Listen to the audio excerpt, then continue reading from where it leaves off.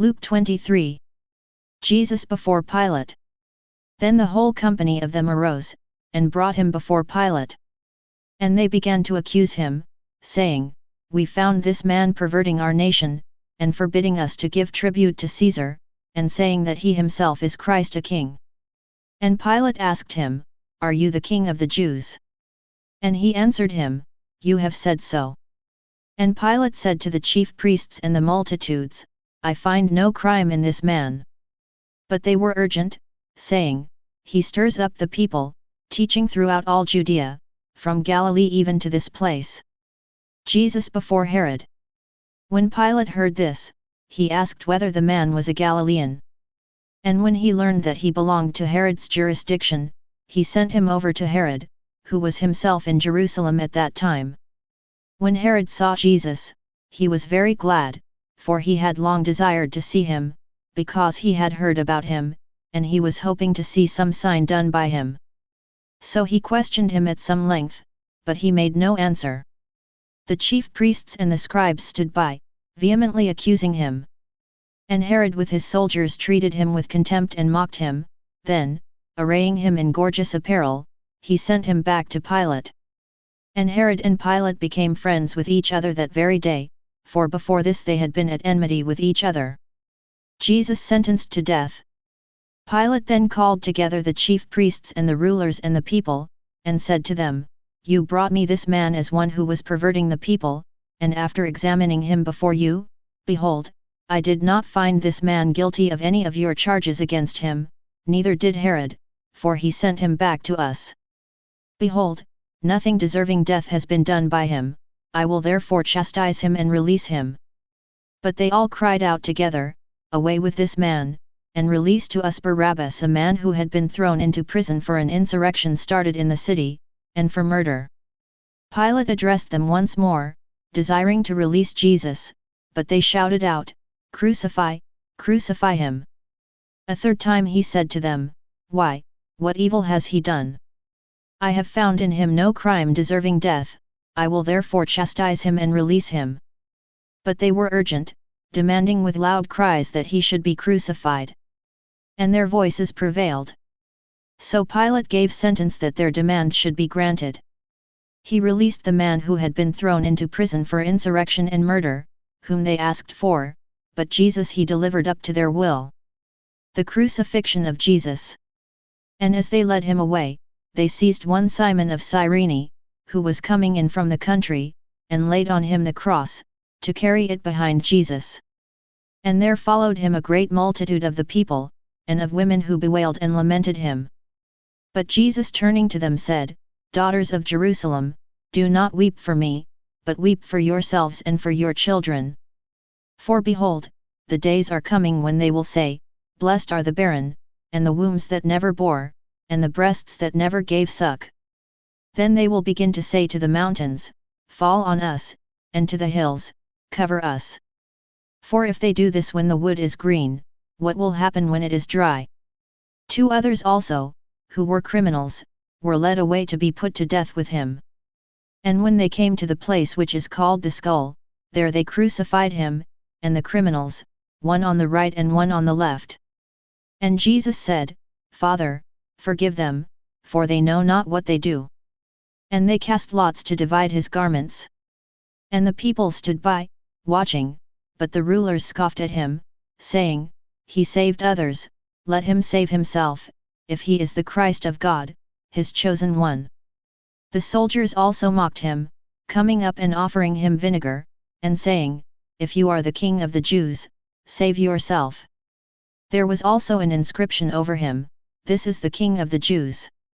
One of the criminals who were hanged railed at him, saying, Are you not the Christ?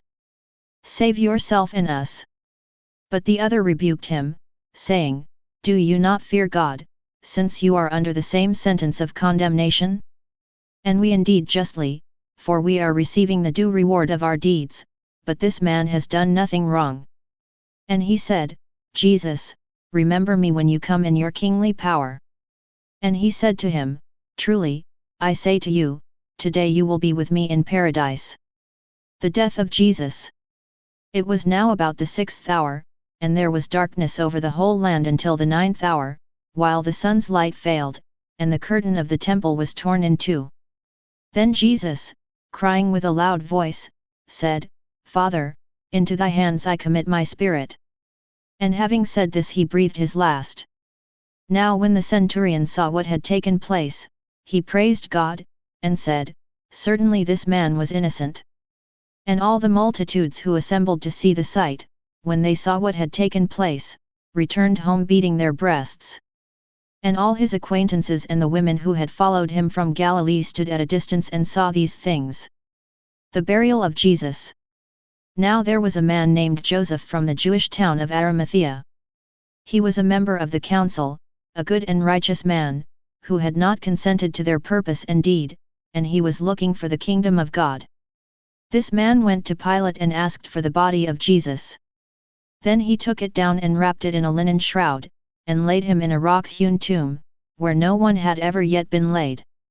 It was the day of preparation, and the Sabbath was beginning. The women who had come with him from Galilee followed, and saw the tomb, and how his body was laid. Then they returned, and prepared spices and ointments. On the Sabbath they rested according to the commandment. Luke 24. The resurrection of Jesus. But on the first day of the week, at early dawn, they went to the tomb, taking the spices which they had prepared. And they found the stone rolled away from the tomb, but when they went in they did not find the body.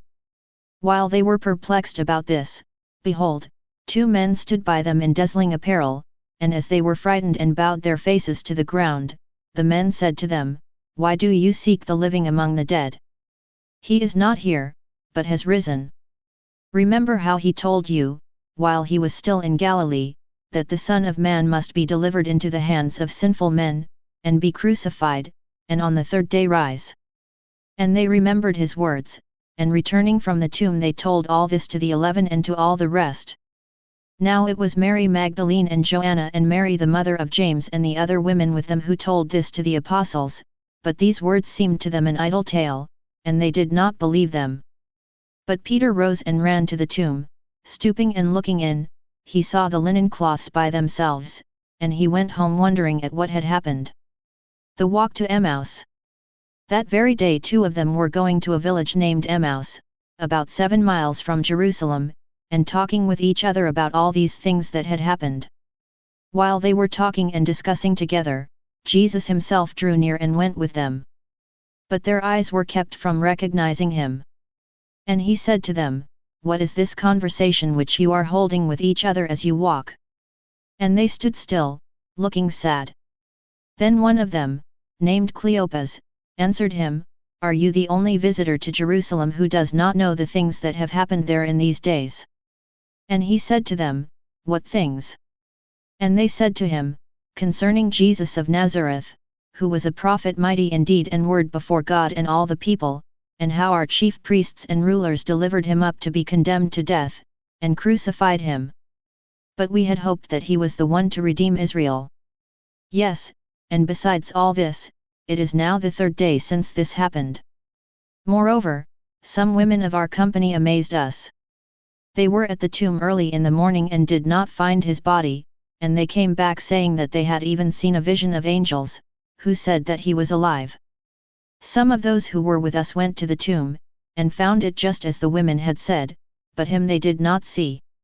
And he said to them, O foolish men, and slow of heart to believe all that the prophets have spoken. Was it not necessary that the Christ should suffer these things and enter into his glory? And beginning with Moses and all the prophets, he interpreted to them in all the scriptures the things concerning himself. So they drew near to the village to which they were going. He appeared to be going further, but they constrained him, saying, Stay with us, for it is toward evening and the day is now far spent. So he went in to stay with them.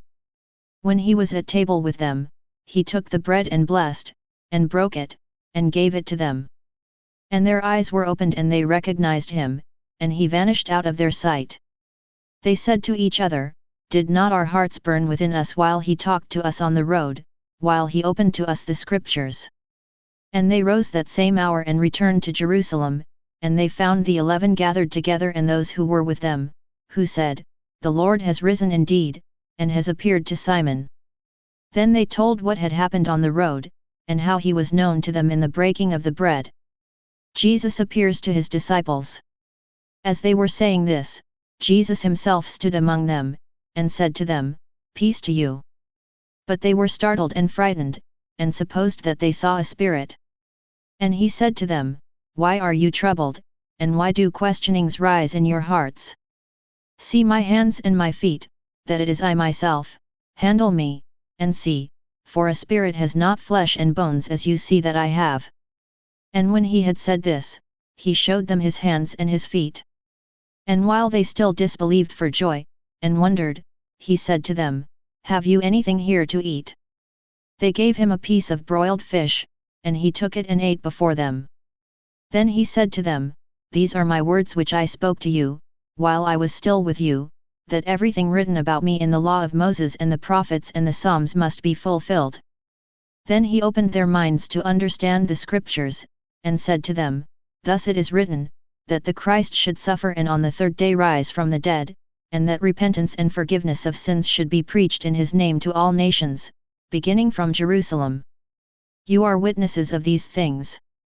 And behold, I send the promise of my Father upon you, but stay in the city, until you are clothed with power from on high." The Ascension of Jesus. Then he led them out as far as Bethany, and lifting up his hands he blessed them. While he blessed them, he parted from them and was carried up into heaven. And they worshipped him, and returned to Jerusalem with great joy, and were continually in the temple blessing God.